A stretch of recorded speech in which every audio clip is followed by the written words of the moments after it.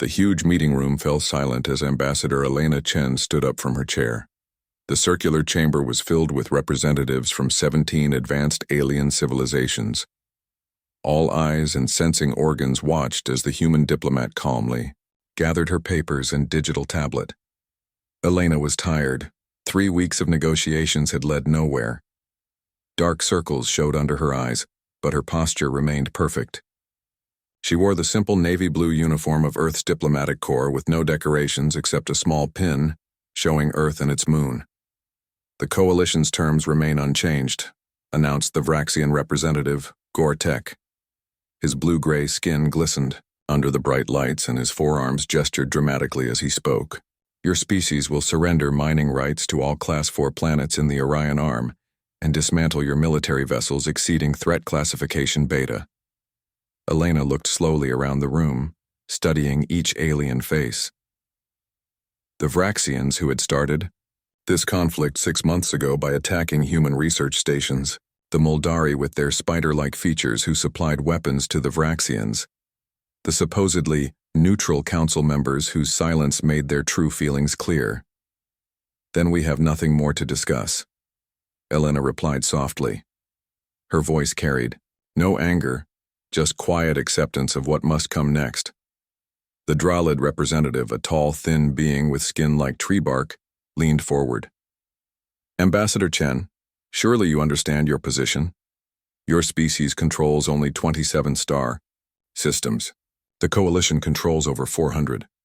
Your technology is a century behind ours. These terms are generous. Elena placed her tablet into her bag. Thank you for your time, representatives. Earth's delegation will be departing within 6 hours. As she walked toward the door, the room burst into confused whispers. The aliens had expected shouting, desperate counteroffers, or emotional breakdowns. Humans were known for their unpredictable emotions. This calm acceptance was something new and somehow more unsettling. Ambassador, called out Mevkor, the Jelani representative whose gas-filled body floated in a clear containment suit. What message shall I give to my government? Elena paused at the doorway. Tell them that humanity acknowledges that peace talks have failed. With those simple words, she left the chamber. Outside in the hallway, Elena's assistant Marcus waited anxiously. His young face showed the stress they all felt. How did they respond to our final offer? He asked, falling into step beside her. They rejected it completely. No compromise. Elena walked briskly through the ornate corridors of the Galactic Council building. The structure had stood for 2,000 years on this neutral planet, witnessing countless treaties and negotiations between starfaring species. Marcus swallowed hard. So that's it then? We're really going to— Not here. Elena cut him off with a small shake of her head. The walls had ears. Some literally, a certain species used biological technology that could record and transmit conversations. They reached the Earth delegation's quarters, where 8 other human diplomats waited. Their faces showed a mix of hope and resignation. They rejected our terms, Elena announced simply. Commander Jackson, the military attaché, nodded grimly. Then we proceed with contingency Omega-7. Elena removed a small device from her inner pocket, a quantum encrypted communicator that couldn't be intercepted or decoded by known technology. She pressed her thumb against it, confirming her identity, then spoke 6 words. Peace talks failed. Authorization Omega-7 approved. The message would reach Earth in seconds, traveling through subspace channels that humanity had discovered only 10 years ago, a rare technology the Coalition didn't know humans possessed. What happens now? Asked Dr. Reyes, the science advisor, her voice barely a whisper. Elena looked at each person in the room. Now we quietly walk into war. 12 light-years away in the underground command center beneath Geneva, General William Harris received Elena's message. His weathered face remained expressionless as he turned to the room full of military and civilian leaders. Ambassador Chen has given Omega-7 authorization, he announced.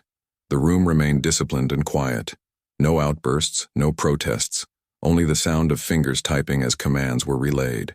Initiate Ghost Protocol across all human colonies, ordered Admiral Kenzo Takahashi, the commander of Earth's space forces. All stealth vessels deploy to predetermined positions. Activate sleeper agents and cyber teams. Communications blackout except for quantum channels. On screens around the room, they watched as human ships across 27 star systems seemed to vanish from detection. Colonies dimmed their energy signatures. Military bases went dark. To outside observers, it would appear as if humanity was powering down, perhaps preparing to surrender. Nothing could be further from the truth. Back on the council planet, Elena sat alone in her quarters, watching the stars through her window. Her diplomatic team was busy packing, preparing to leave. Before the coalition could decide to detain them, her personal communicator chimed. It was General Harris. Ghost Protocol is activated, he informed her. Phase 1 is underway. The coalition expects us to either launch a desperate attack or immediately surrender.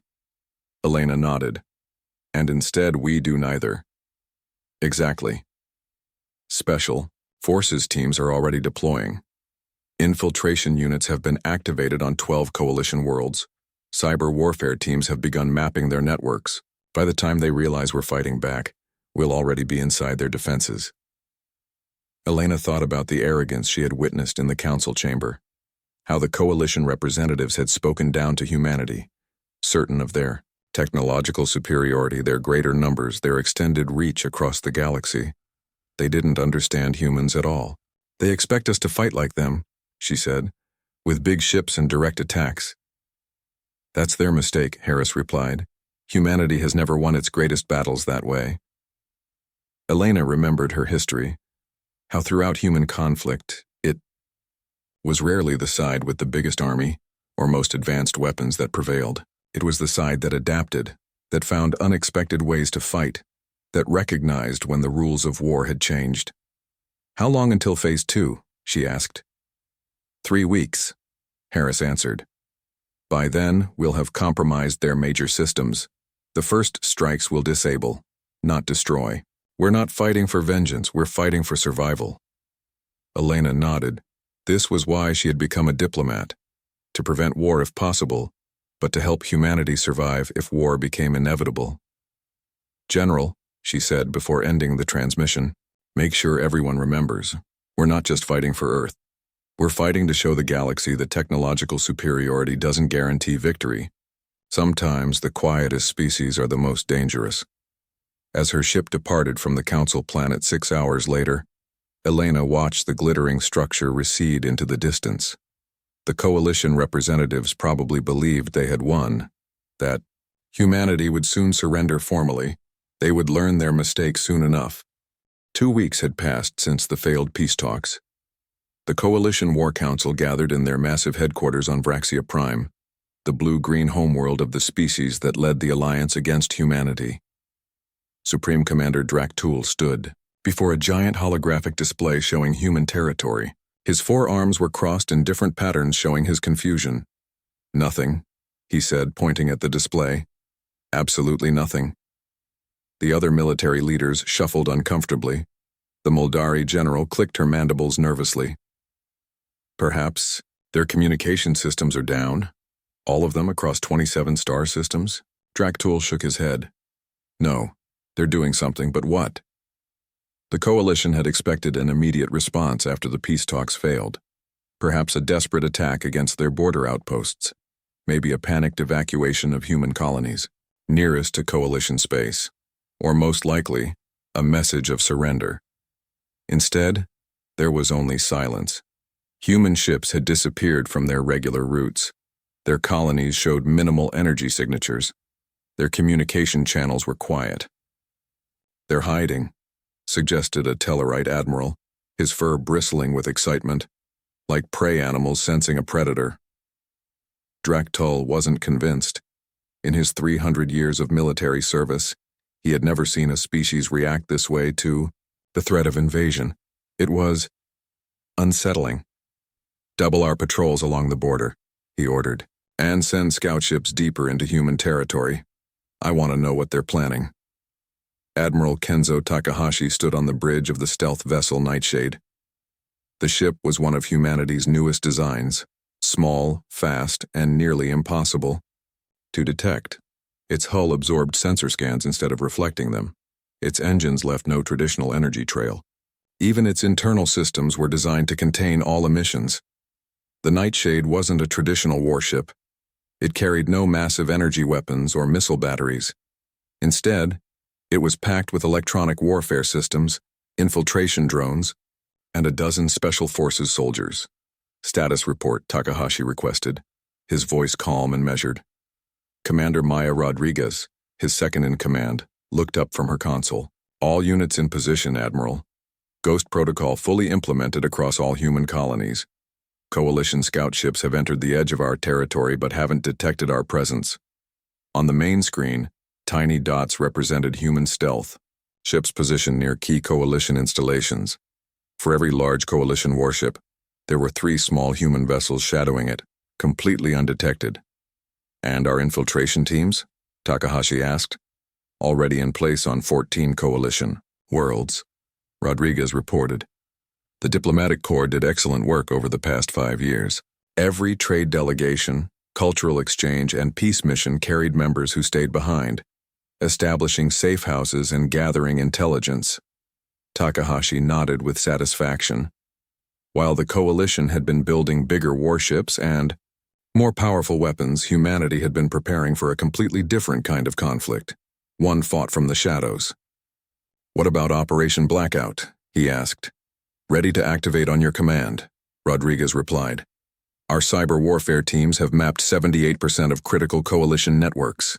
The quantum viruses are in place, just waiting for the signal." Takahashi moved to the viewport, looking out at the stars. Somewhere out there, the Coalition was preparing for a traditional war. Fleet engagements, planetary bombardments, the methods that had decided conflicts in this part of the galaxy for millennia. They had no idea what was coming. On Vraxia Prime, Junior Intelligence Officer Miklar hurried through the corridors of the military headquarters. His skin had turned an anxious pale blue as he clutched his data tablet. The guards let him pass into the War Council chamber, where Supreme Commander Draktul was speaking. "Excuse the interruption, Supreme Commander," Miklar said with a bow. "But I've discovered something concerning." Draktul frowned but gestured for him to continue. "We've been looking for human military movements, energy signatures, or communication bursts," Miklar explained. "Finding nothing, we assumed they were hiding or surrendering. But I decided to look at something else, the record of human diplomatic missions over the past 5 years."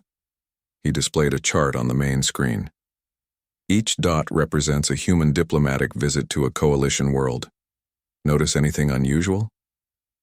The room fell silent as the military leaders studied the pattern.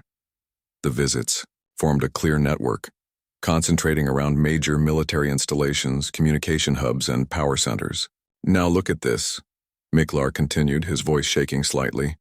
"These red marks show Coalition systems that have reported minor technical glitches in the past 2 weeks. The pattern was identical." The Muldari general rose from her seat, all 8 eyes widening. "They weren't just diplomatic missions.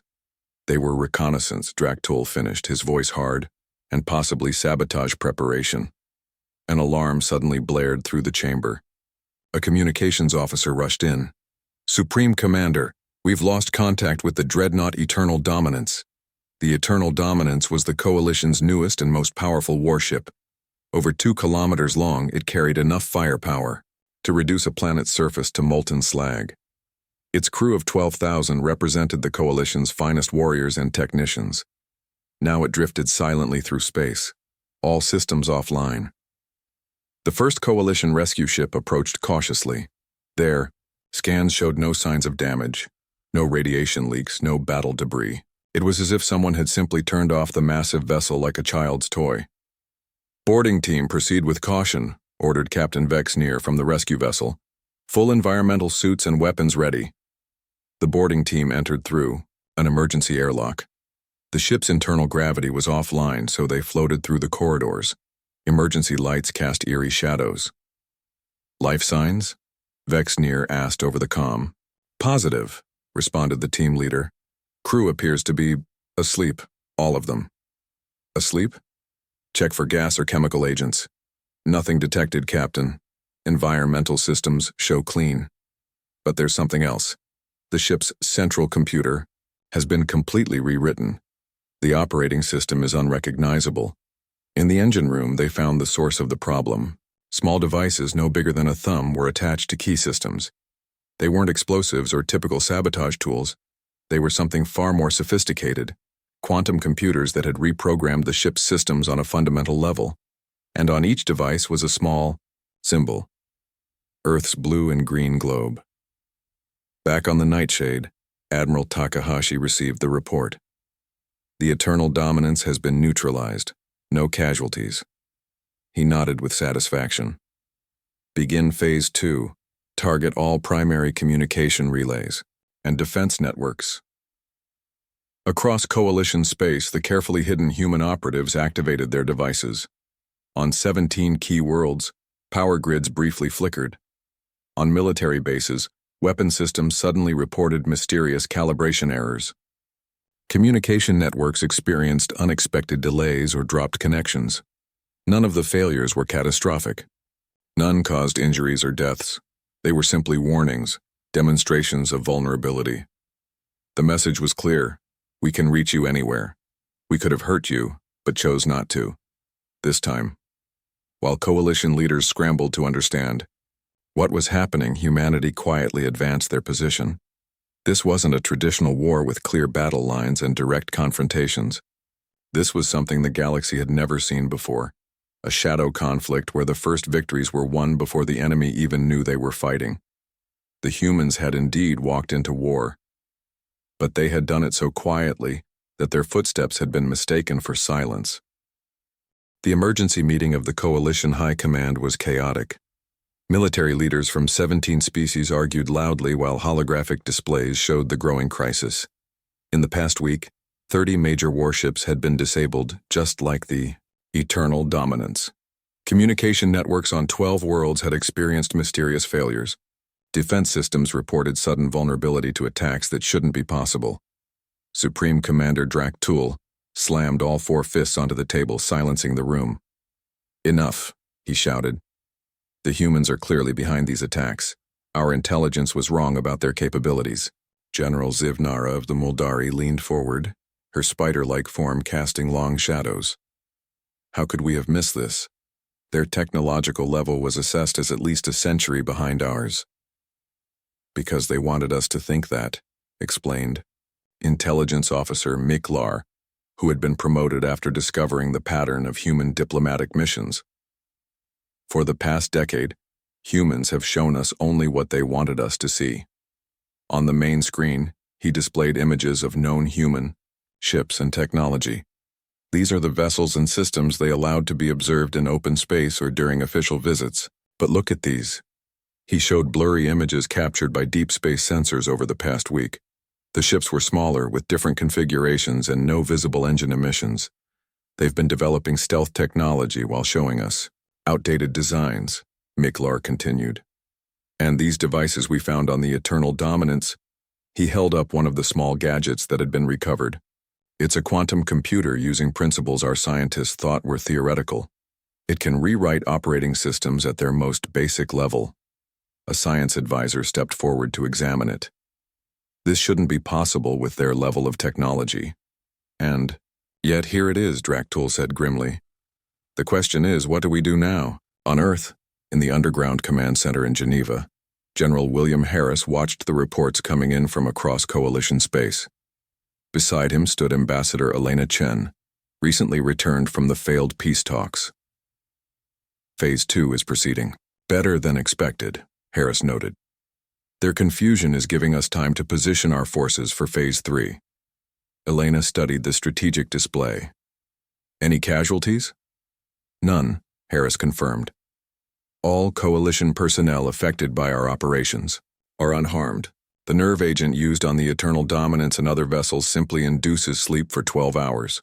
When they wake, they remember nothing about the attack." Elena nodded with approval. This had been a key part of the human strategy. Minimize harm while maximizing impact.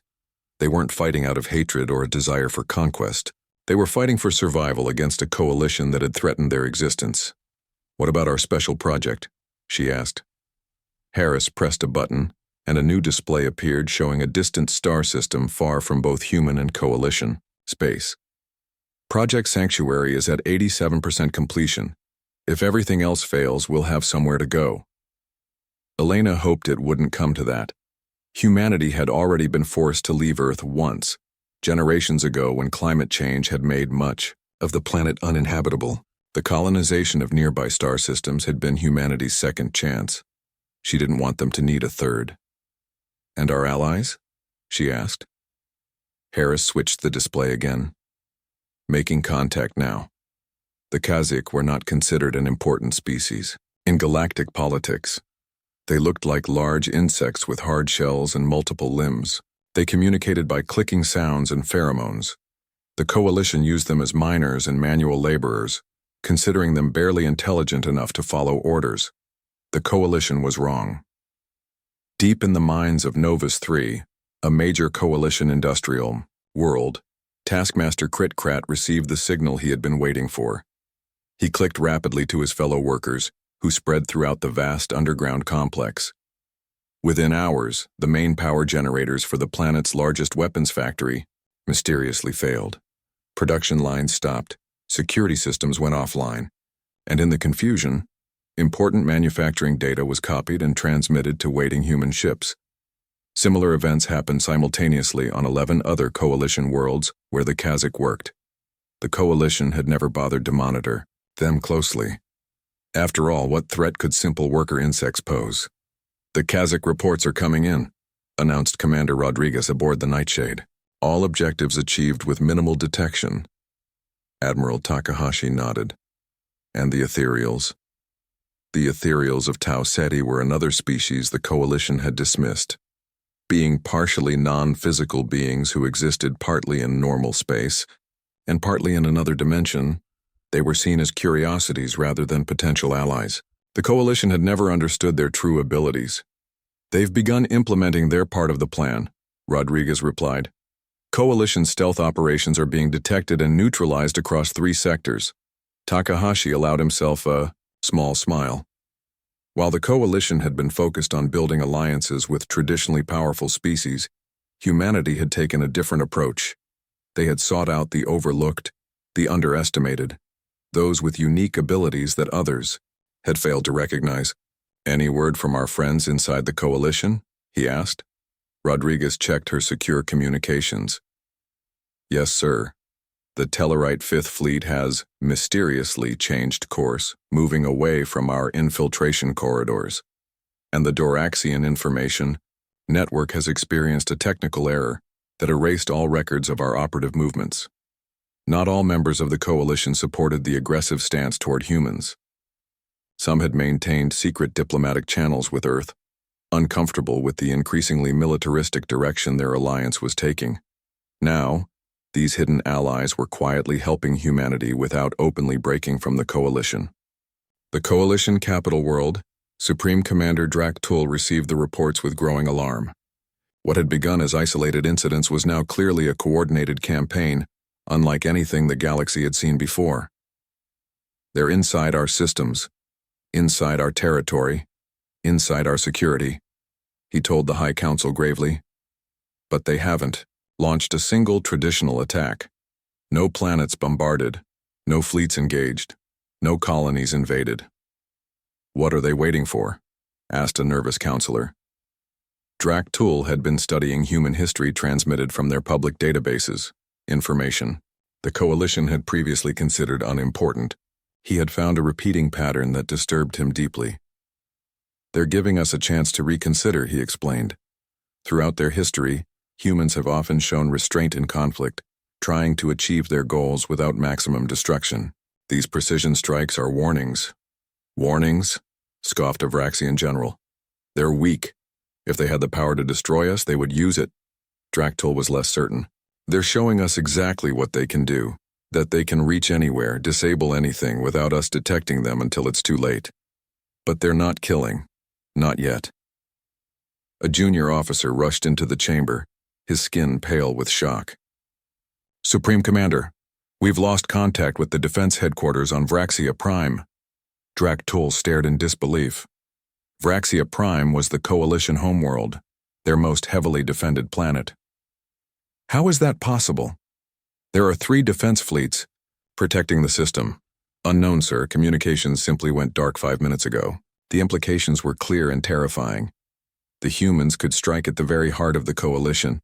Their most secure world wasn't secure at all. As if on cue, every communication screen in the chamber suddenly activated, showing the same image. A human woman in a navy blue uniform with no decorations except a small earth pin. "This is Ambassador Elena Chen speaking on behalf of humanity," she said calmly. "For the past 2 weeks, we have demonstrated our capabilities without causing permanent harm. This restraint should not be mistaken for weakness.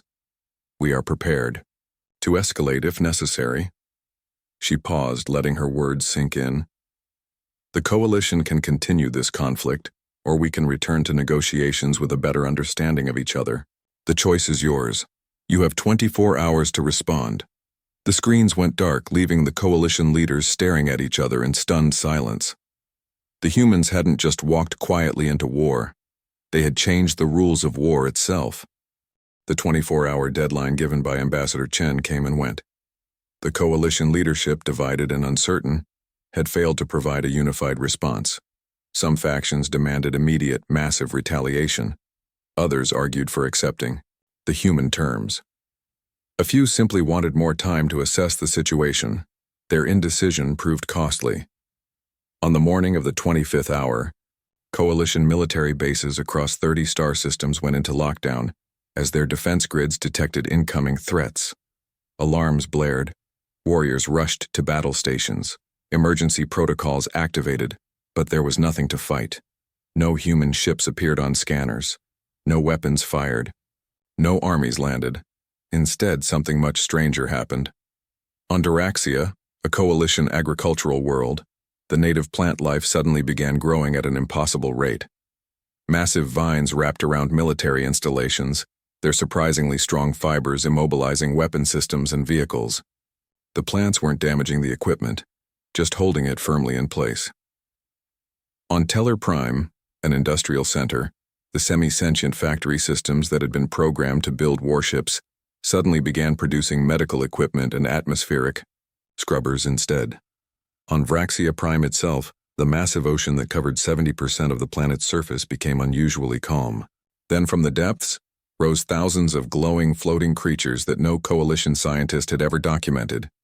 They hovered over the water, forming exact replicas of human constellations in the night sky. A message only the highest-ranking Vraxian astronomers would understand. Supreme Commander Draktul stared at the reports in disbelief. "What is happening?" he demanded. Intelligence Officer Miklar shook his head, equally confused. "Sir, these aren't human attacks. These are local responses. The ecosystems of our own worlds are turning against us." "That's impossible," declared a science advisor. "These are unrelated biological systems across different planets. They can't coordinate like this." "Unless someone helped them coordinate," suggested Miklar quietly. Before Draktul could respond, the communication officer interrupted.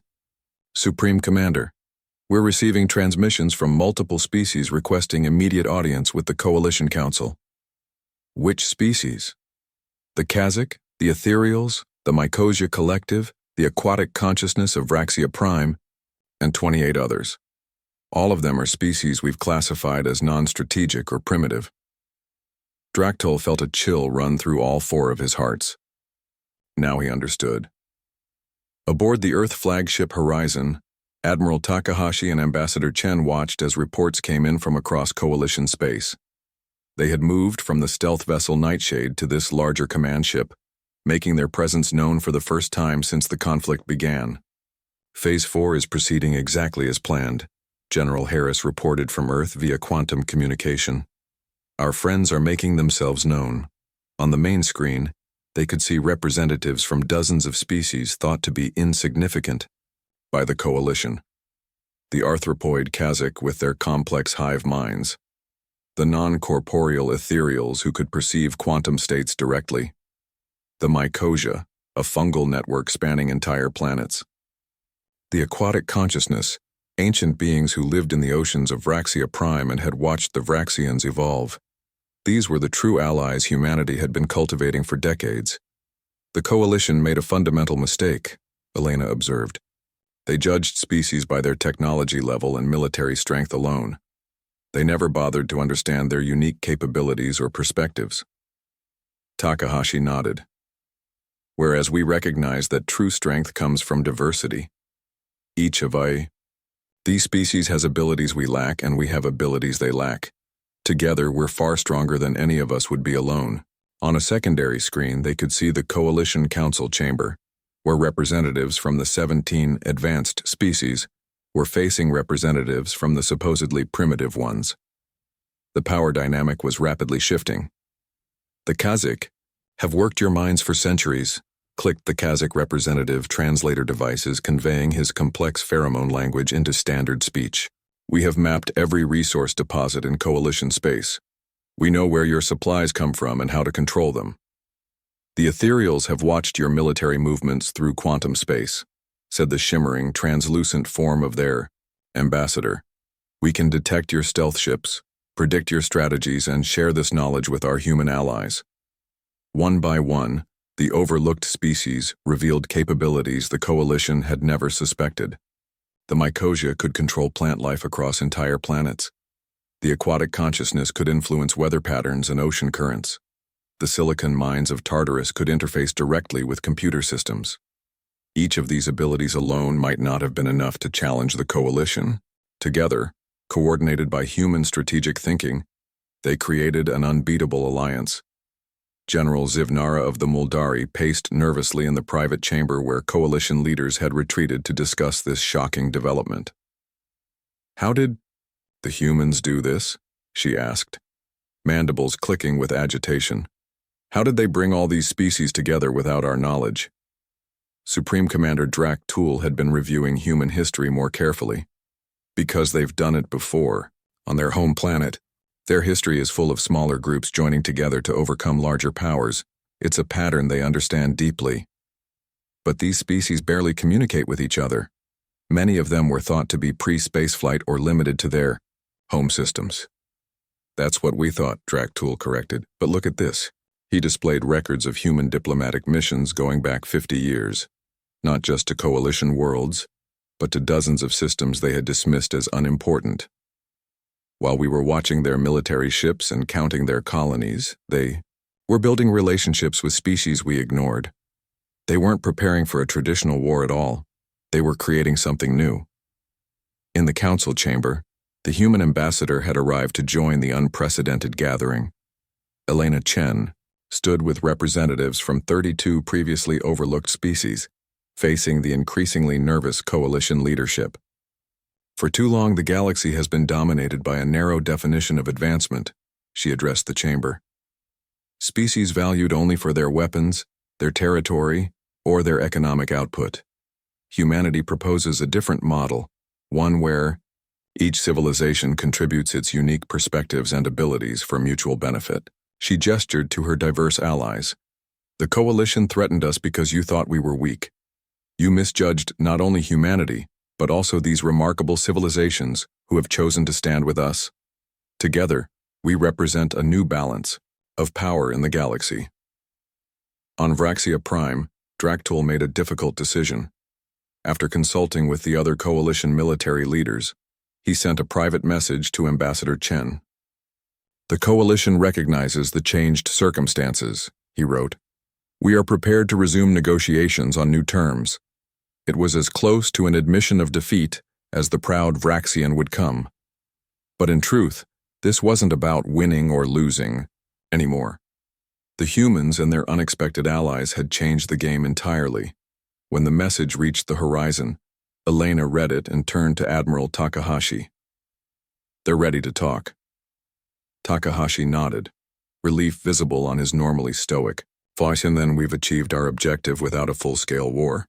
Yes, Elena agreed. But this is just the beginning. Building peace will be harder than winning this conflict. As human ships emerged from stealth across Coalition space, revelations continued to spread throughout the galaxy. The quiet species, The overlooked civilizations, the dismissed primitives. They had been watching and waiting.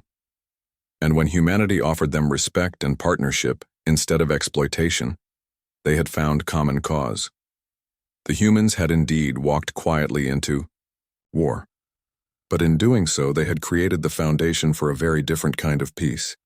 The new peace negotiations were very different from the first ones. This time, the talks were held aboard the human flagship Horizon instead of at the Galactic Council building. And this time, the room was filled not just with coalition representatives, but also with delegates from the 32 species who had allied with humanity. Ambassador Elena Chen opened the proceedings with a calm confidence that hadn't been present during the earlier failed talks. We are here to create a lasting peace not just between humans and the coalition, but among all spacefaring civilizations, she began. The recent conflict has demonstrated that old assumptions about power and influence must be reconsidered. Supreme. Commander Draktul, representing the coalition, seemed uncomfortable but controlled his reactions carefully. His blue-gray skin had a dull tone, indicating stress among Vraxians. The coalition acknowledges that miscalculations were made, he admitted, each word clearly difficult for the proud military leader. We failed to properly assess human capabilities and strategic thinking. Elena nodded. And you failed to recognize the value of species you deemed unimportant. That was perhaps your greatest error. Around the circular table, representatives of previously overlooked civilizations watched the exchange with interest. The Kazakh delegates' antennae twitched. The ethereal ambassador shimmered slightly brighter. The representative of the aquatic consciousness rippled the water in their containment sphere. What are your terms? Draktul asked directly. Elena displayed a holographic star map of the galaxy. We propose a new framework for interstellar relations, not based on military strength or territorial control, but on mutual respect and cooperation. She outlined a plan where resources would be shared more equitably, where each species' unique abilities would be valued, and where decisions affecting multiple civilizations would be made collectively. Draktul frowned. The coalition has maintained stability in this sector for 2,000 years through our strength. Your proposal would upend that order. The appearance of stability, corrected Kritkrat, the Kazakh representative, while many suffered under your rule. Before Draktul could respond, an urgent message interrupted the proceedings.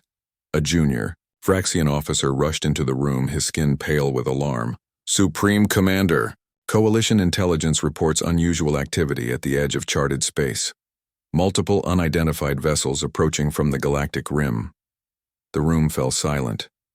This was something no one had expected. Admiral Takahashi diverted the horizon toward the reported anomaly, bringing key representatives from the peace talks with him. Elena, Draktul, and delegates from several other species gathered on the bridge as the ship dropped out of faster-than-light travel near the galactic boundary. Sensors detecting 12 large vessels, reported Commander Rodriguez. Configuration unknown, not matching any recorded species. On the main screen, they could see the mysterious ships. They were massive, at least 3 times larger than the EU, biggest coalition dreadnoughts. Their hulls were dark and seemed to absorb light rather than reflect it. They moved with precision that suggested advanced technology. Are they responding to communication attempts? Takahashi asked. Negative, sir. We've tried all standard frequencies and protocols. Elena glanced at Draktul, who looked genuinely concerned. Has the coalition encountered anything like this before? He shook his head. Never. These ships don't match any known design in our records, and we've cataloged every spacefaring civilization in this quadrant. The ethereal representative floated forward, their translucent form pulsing with rapid color changes. They exist partially outside normal spacetime, they announced. We can sense distortions around their vessels. Highly dangerous technology. Without warning, one of the alien ships fired a beam of energy toward a nearby uninhabited planet. The effect was immediate and horrifying. The planet's surface began to change, structures forming and spreading like a rapidly growing infection. It's some kind of terraforming technology, gasped a science officer. They're remaking the planet to their specifications in minutes, not centuries.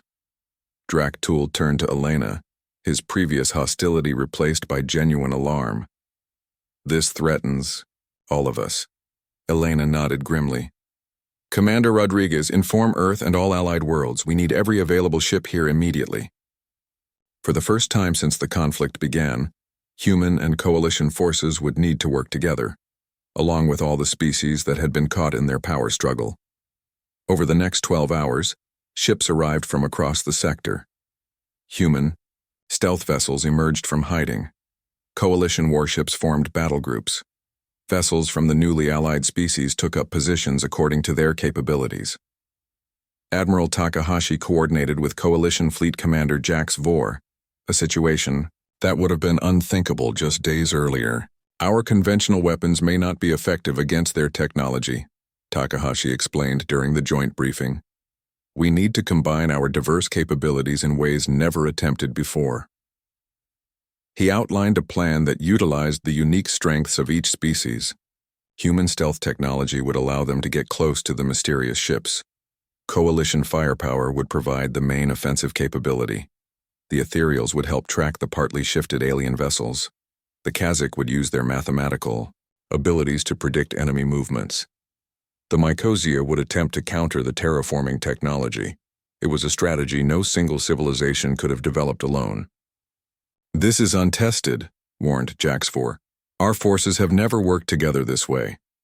We have no choice, replied Takahashi.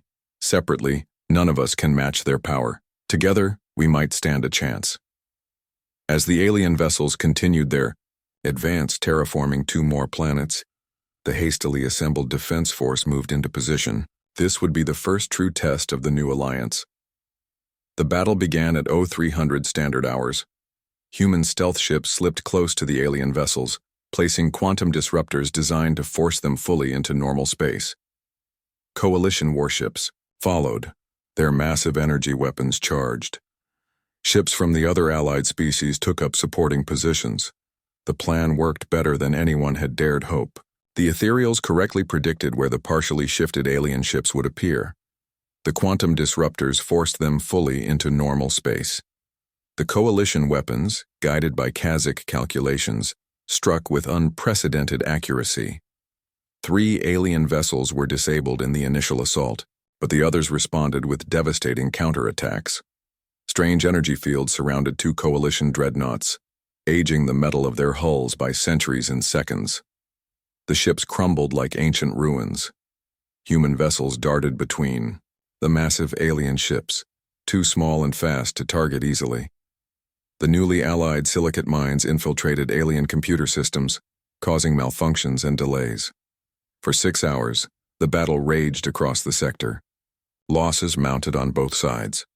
But slowly, the combined forces began to gain the upper hand, their diverse tactics overcoming the aliens' superior technology. The turning point came when a coalition scientist, working with Mycosia biologists, discovered a way to reverse the terraforming effect.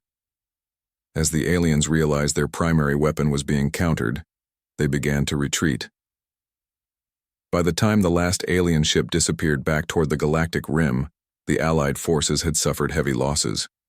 4 coalition dreadnoughts destroyed, 6 human vessels lost, countless casualties among the other species, but they had won together what none of them could have achieved alone. In the aftermath, Admiral Takahashi and Supreme Commander Draktul stood side by side on the observation deck of the horizon, looking out at the combined fleet. The threat may return, Draktul said quietly. They were only testing our defenses. Takahashi nodded.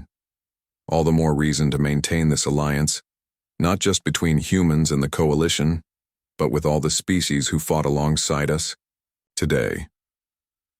For the first time, the Vraxian commander fully understood what Elena Chen and the humans had been trying to create. Not just a different kind of war, but a different kind of peace. One where strength came from cooperation rather than domination. Perhaps, Draktul admitted, there is wisdom in the human approach after all. The peace talks resumed with a new urgency and purpose. The external threat had done what seemed impossible. uniting former enemies in common cause. The humans had walked quietly into war, but in doing so, they had laid the groundwork for a stronger alliance than the galaxy had ever known. 6 months had passed since the battle against the mysterious alien ships from beyond the galactic rim. The combined fleet maintained vigilant patrols at the boundary of known space, but the strange vessels had not returned. Many believed they were simply gathering their strength for a larger invasion. The threat had changed everything. Former enemies now worked together in ways previously unimaginable. Coalition engineers collaborated with human scientists to improve defensive technologies. The Kazakh shared their vast knowledge of resource locations to help rebuild damaged fleets. The Ethereals taught others how to detect partially shifted objects in spacetime. Today marked a historic occasion, the formal signing of what was being called the New Accord. Representatives from over 50 species gathered in the grand chamber of the rebuilt Galactic Council building. The room had been redesigned to accommodate beings of all forms and sizes, from the massive Vraxians to the microscopic silicon minds, who attended via special interface devices. Ambassador Elena Chen entered the chamber wearing a formal uniform of Earth's diplomatic corps. Unlike before, she now walked with the confidence of someone who had helped reshape galactic politics. At her side was Admiral Takahashi, still recovering from injuries sustained during the battle. Supreme Commander Draktul approached them, his forearm salute showing respect rather than the condescension he had displayed during their first meeting. Ambassador Chen, Admiral Takahashi, he greeted them, his voice carrying through the translator devices. Today marks a new chapter for all our civilizations. Elena nodded. A chapter we write together, Commander Draktul. They moved toward the central platform, where the document awaited. The new accord wasn't merely a peace treaty between humans and the Coalition. It was a fundamental restructuring of how spacefaring species would interact. The document established a new council where all species had representation, regardless of their military power or territorial holdings. It created shared defense protocols against external threats. It formalized resource-sharing agreements and technology exchanges. Most importantly, it recognized the unique contributions of each civilization, ensuring that none would be dismissed as primitive or unimportant. Again. As Elena prepared to address the assembly, she thought about the journey that had brought them here. What had begun as a desperate strategy to survive against a vastly more powerful enemy had evolved into something more profound, a new vision for galactic society. Distinguished representatives, she began, her voice calm but carrying throughout the chamber. 1 year ago, I walked out of peace talks in this very building, believing that conflict was inevitable. Today, I return not to restart failed negotiations, but to formalize a new relationship among all our peoples. She gestured around the diverse assembly. The recent crisis reminded us of a simple truth, that we are stronger together than apart. That diversity of thought, biology, and culture isn't a weakness to be overcome, but our greatest strength when facing the unknown. Across the chamber, beings of all forms listened attentively. The arthropoid Kazakh clicked their approval. The shimmering ethereals pulsed with colors indicating agreement. Even the Vraxians, once the most dominant species in the Coalition, nodded their four-eyed heads. Humanity didn't walk into war because we wanted conflict, Elena continued. We walked quietly because sometimes the greatest changes don't come from loud declarations or massive battles, but from careful steps, unexpected alliances, and the courage to imagine a different way forward. She looked directly at Draktul. And we found that our former adversaries had wisdom and strength we needed, that the Coalition's experience in maintaining stability across vast distances would be essential for our shared future. Draktul inclined his head in acknowledgement. The Vraxian had changed over the past months, recognizing that adapting to new realities wasn't weakness but a form of strength his people had forgotten. The true test of this accord will not be in how well we cooperate during times of crisis, Elena concluded, but in how we build together during peace. The unknown, threats beyond our galaxy will return. When they do, they will find not divided civilizations fighting among themselves, but a united front drawing on the unique strengths of all sentient beings. One by one, representatives approached the central platform to add their authorization to the document. Human and Vraxian, Kazakh and Moldari, Ethereal and Mycosia, former enemies and overlooked allies alike, formalizing their commitment to a new way forward. Later that evening, Elena stood with Admiral Takahashi and General Harris on a balcony overlooking the capital city. The three humans watched the celebrations below, where beings from dozens of worlds mingled freely. "Did you ever imagine it would end like this?" Harris asked, leaning on his cane. The general had been injured during the battle, but refused synthetic replacements, preferring to recover naturally. Elena shook her head. "When we implemented contingency Omega-7, I hoped only that we would survive. This," she gestured at the scene below, "this is more than I dared dream." Takahashi remained quiet for a moment before speaking. "It's not really an ending. More of a beginning." He was right, Elena realized. The new accord wasn't the final chapter in humanity's story, but the first pages of something larger. Their species had faced extinction and responded not just with determination to survive, but with a vision for something better.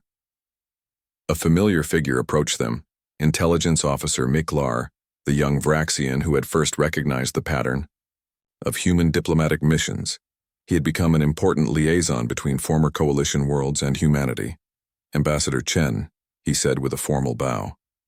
"The Defense Council has completed its analysis of the alien technology we recovered. We believe they will return within 5 years, with greater numbers." Elena nodded calmly. "Then we have work to do. The combined research teams have already begun developing new defensive systems," Miklar continued, "using human stealth concepts, ethereal phase-shifting knowledge, and coalition power generation. It's unlike anything that existed before." "That's the point, isn't it?" Elena smiled. "None of us could have created it alone." She looked up at the stars visible through the environmental dome. Somewhere out there, the unknown threat was gathering, but now they would face it not as separate civilizations, but as a united front drawing on countless forms of knowledge and ability. "Humanity's greatest contribution wasn't our technology or even our strategic thinking," she said quietly. "It was our experience with diversity. On Earth, we learned over painful centuries that our differences could be our greatest strength.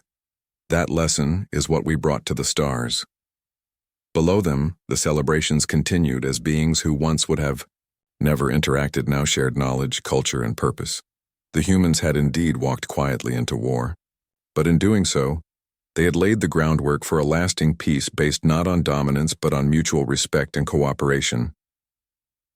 As night fell on the Galactic Council world, Elena thought about how far they had come. From the brink of defeat to the architects of a new galactic order. From being dismissed as weak to being recognized as visionaries. From walking quietly into war to leading boldly into peace. And that, she reflected, was humanity's true victory. The end.